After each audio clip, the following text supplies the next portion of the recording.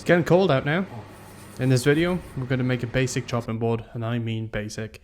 This isn't going to be one for the gram or for Pinterest, but it'll make for a good exercise because you'll learn a lot from doing it, and I know I did. Let's get into it.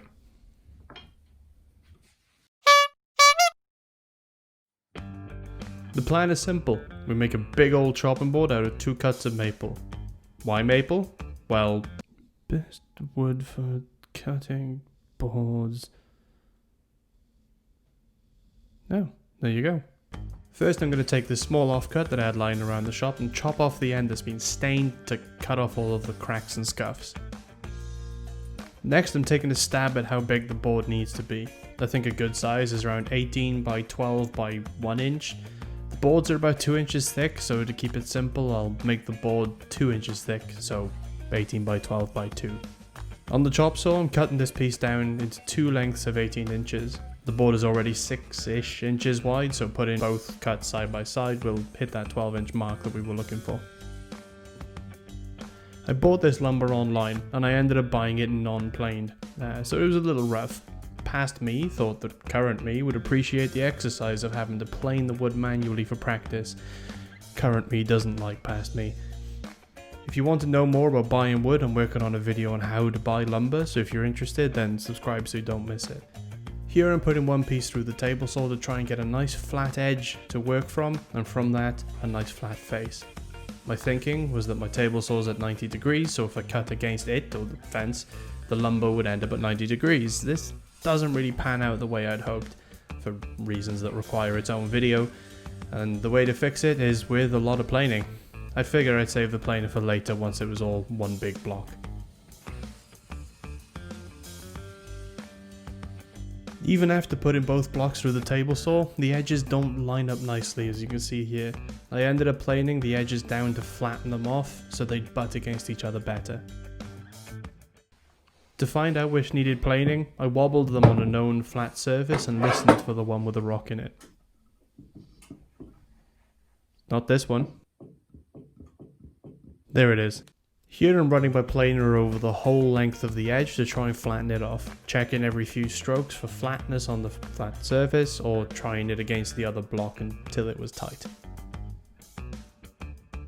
After planing the edges flat, I glued them together and clamped them down overnight. I used Gorilla Glue for this.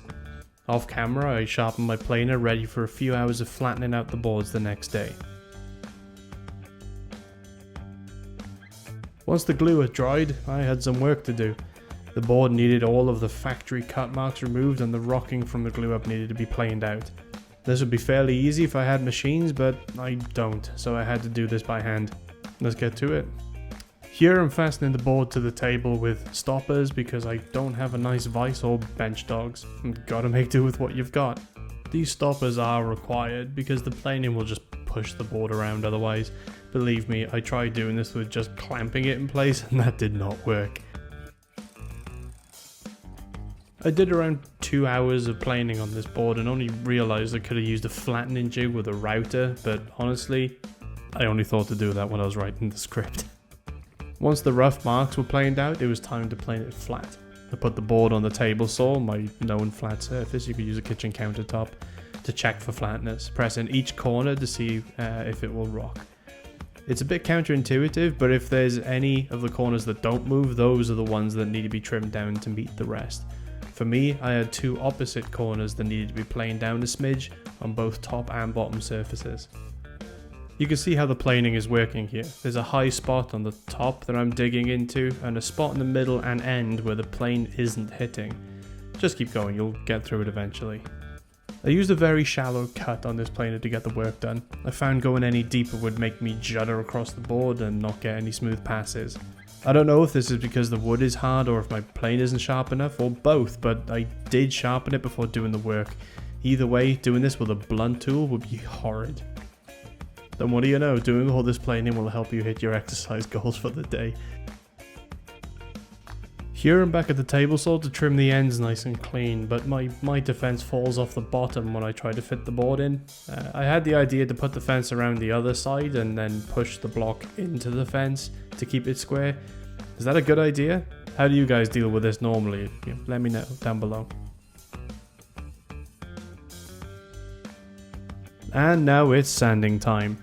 I hit the whole thing with 50 grit to get rid of all the planing marks, 80 grit to then get rid of the 50 grit marks, a spritz of water to make the grain pop, and then 120 grit to finish it all off once the water had dried. I found it hard to see how far down I was going, so I added pencil marks to sand off to let me know I was sanding evenly across the board. Here I'm adding 45-degree chamfers to the board to act as handles, but you could go with attaching your own fancy handles from a shop or carving out the recess in the middle of the sides. This board is definitely deep enough for it.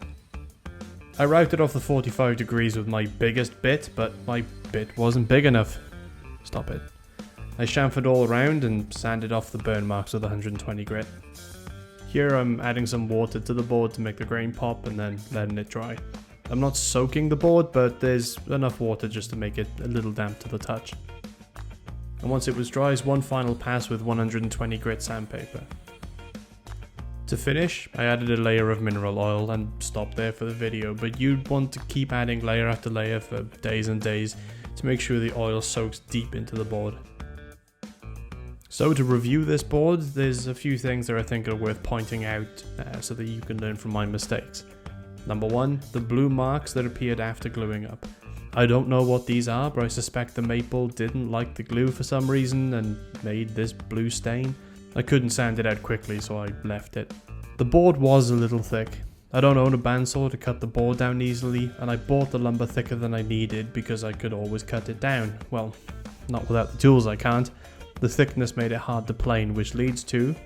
Number 3, the seam between the two boards isn't bang on. It's alright, but not perfect, especially near the ends. Number 4, I'd have liked for the chamfer to be a lot bigger. I think I'd have had to use the table saw for this instead of the router, but I'm not sure. And number 5, one part of one side still has what I assume are cutting marks from the factory, which became obvious after applying the finish. I should have planed the board more, or ordered planed lumber at a slightly higher cost. And that's it. The intention here is to help you get over the fear of, I don't want to make a chopping board because those Pinterest and Instagram and Reddit ones look incredible. We all have to start somewhere. Go out there, go make some mistakes, learn and have some fun. Make what you can with what you've got and enjoy the process. So how did you find this video? If you liked it, then please consider subscribing to the video and liking the channel, it helps a lot. If you didn't like it, or if you have any notes or tips about the process, please let me know down in the comments. It'll help me and others like me to learn more. Have a good day, take it easy, and I'll see you next time.